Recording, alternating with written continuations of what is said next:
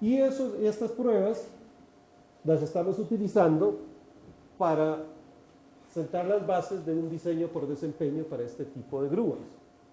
Porque si ustedes tienen un puerto, como lo es el de Port-au-Prince en Haití, que es un puerto clave, nosotros en los Estados Unidos tenemos en la costa oeste los puertos de Long Beach y Los Ángeles, uno pegado al otro, un poquito más al norte San Francisco y Oakland, más al norte Seattle y Tacoma. Por esos puertos pasa alrededor del 80% de la mercancía que viene del oriente hacia los Estados Unidos, y los tres están localizados en regiones de muy alta sismicidad. El día que ocurra un terremoto en esos lugares, el impacto económico de la pérdida del puerto va a ser enorme. El impacto económico de la pérdida del puerto va a ser mucho mayor que las pérdidas, digamos, por estructuras. ¿Okay? Y entonces estamos tratando a través de experimentación y análisis de establecer los modos de falla y sobre todo establecer secuencias de degradación de rigidez y resistencia, que es lo que necesitamos para hacer buenos modelos. Y tratar de establecer, en muchos casos, los límites tienen que ser más cualitativos que cuantitativos, pero también basados sobre todo en la calidad de construcción. Y esto es, digamos, esto es, como todos sabemos, en el caso de Haití, la calidad de construcción es probablemente la razón por la que tantos daños ocurrieron. Y las preguntas aquí es cómo funciona todo esto y lo estamos haciendo bien. Y yo voy a utilizar un ejemplo, digamos, para una propuesta de diseño por desempeño, volviendo a mi tesis de doctorado en nodos viga-columna. Y aquí ustedes ven un nodo típico de este tipo de construcción. Nosotros entendemos muy bien cuáles son los mecanismos de falla acá, pero para aquellos de ustedes que no son expertos en esto, digamos que hay tres modos de falla aquí que nosotros consideramos importantes. Primero, muy simplemente flexión, que lleva a agrietamiento y a la afluencia del acero. Ese sería el modo de falla ideal. Generalmente podemos controlar muy bien la degradación de rigidez y resistencia en este tipo de fallos. Un poco más preocupante generalmente puede ser la falla de corte que ocurre en el nodo mismo, dado las grandes fuerzas que entran ahí y que llevan a una degradación bastante rápida de la rigidez y resistencia. Y probablemente que no entendemos para nada, o no para nada, pero no entendemos mucho, es el daño por el deslizamiento de barras dado la pérdida de anclaje a través de las columnas. Y esto es preocupante sobre todo porque la pérdida de rigidez es muy grande. ¿Okay?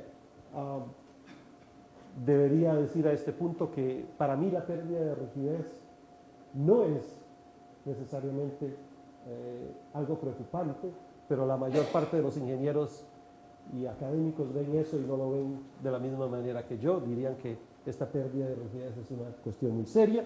La verdad es que esto actúa casi como un método de aislamiento en el sistema. Pero la pregunta probablemente más importante para este tipo de mecanismo de falla es que es imposible determinar después de un evento, después de un terremoto, si en un edificio se ha perdido el anclaje o no se ha perdido el anclaje. No hay ninguna manera de saber eso. Hemos venido probando este tipo de nodo desde hace muchísimos años, comenzando con el trabajo en el Portland Cement Association en los años 60, y hemos hecho muchísimas pruebas a través de los años.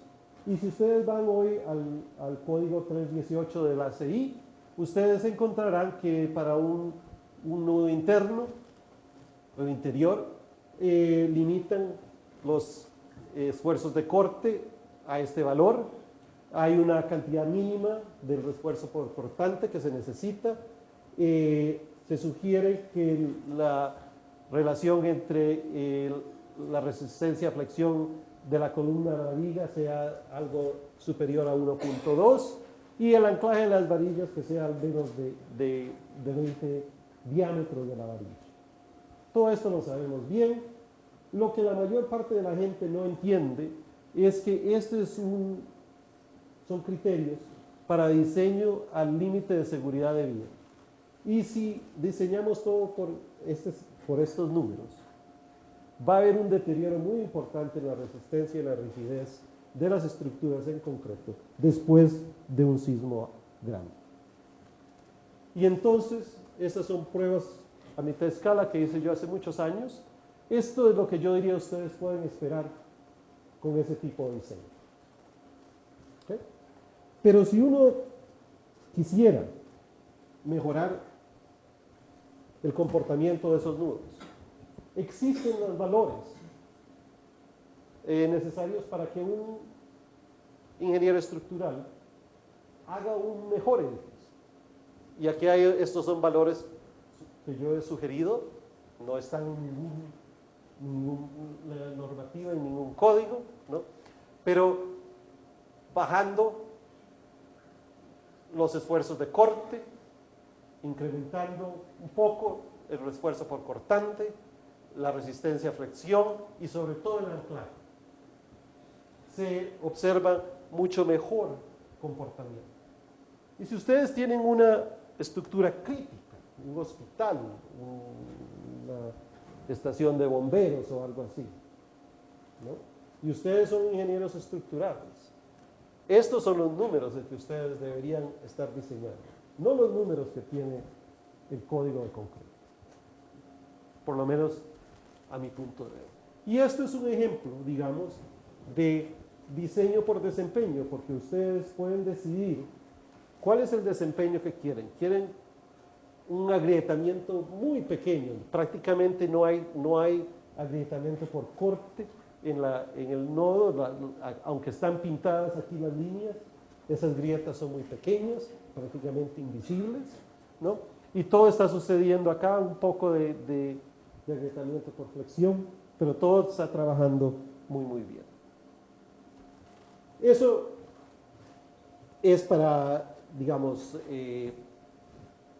esas investigaciones que se han hecho en nodos vía columna. Hay muchísimas otras cosas que uno puede cuestionar, si todo esto es aplicable, digamos, a cargas bidireccionales con miembros de borde acá, que pueden ser otros miembros de parte de los pisos, y qué pasa con el efecto de las losas. Todo eso no tenemos todos los números para darles a ustedes como los simples números que les di en el caso anterior.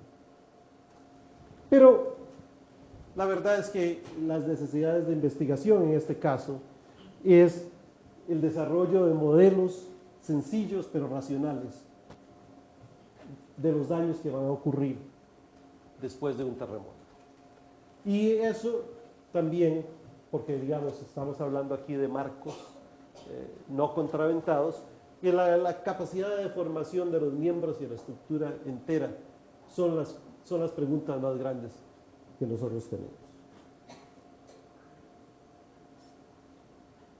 Y dejando eso, quedan todavía abiertas muchísimas otros temas. Por ejemplo, la interacción suelo, cimentación, estructura es algo que todavía no nos entendemos muy bien. Estamos apenas comenzando, yo diría, a nivel de diseño por desempeño, a entender qué es lo que tenemos que hacer para sistemas no estructurales y para los contenidos de esas estructuras.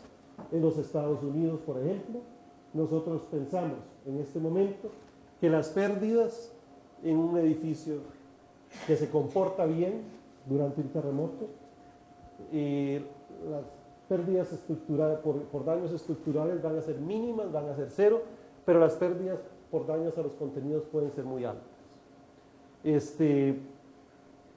Todavía no tenemos la manera de validar esto a gran escala en estudios sobre estructuras enteras. Podemos probar esto